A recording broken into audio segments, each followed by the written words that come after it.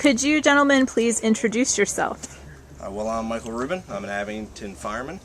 I'm Joe Raymond, also from the Abington Fire Company. And you just went through a practice exercise. Can you describe the exercise for me?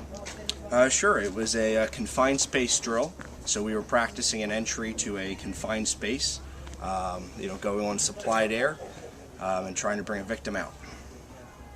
Can you talk about what supplied air means in case people don't know? Supplied air is where the air that we have from a compressor, from a bottle, is then led through air hoses to our masks so we can breathe in a atmosphere with toxic chemicals.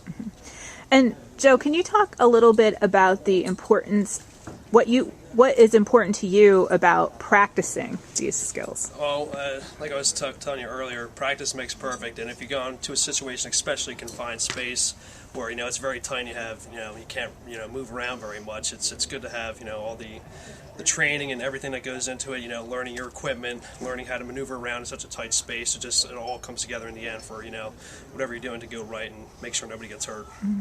And Michael, you talked about the importance of working out how to problem solve, and also kind of working out how you feel in a situation like that in a safe environment when you're not on a scene. Can you talk about that a little bit? That is correct. The first thing we want to do is we want to evaluate exactly what is happening, what we need to do, get all the proper equipment ready, plan how we're going to go in and get the victim, how we're going to get him out. Every single step needs to be planned out beforehand so there's no surprises as we are trying to remove the victim during the incident. Mm-hmm.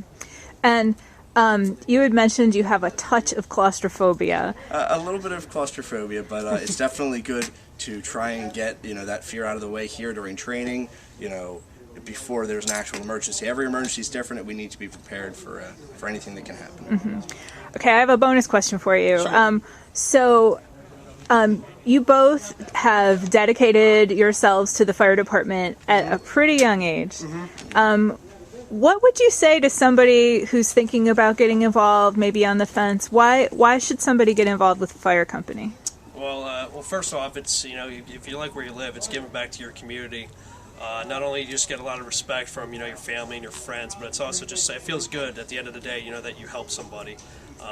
It's just a great feeling. And it's also very fun. You meet a lot of people. There's 4 other fire companies in the township that you get to bond with, so it's an overall great experience. Mm-hmm. And the fire service is it's a brotherhood and a sisterhood. For somebody who's interested in joining, it is a lot of work. You have to go through a little bit of school for it. Everything takes time. Everything takes a little practice to make it perfect. I got interested in the fire service when I was 16 years of age. I came in as a junior, and I'm still here, and I enjoyed every single day. Great.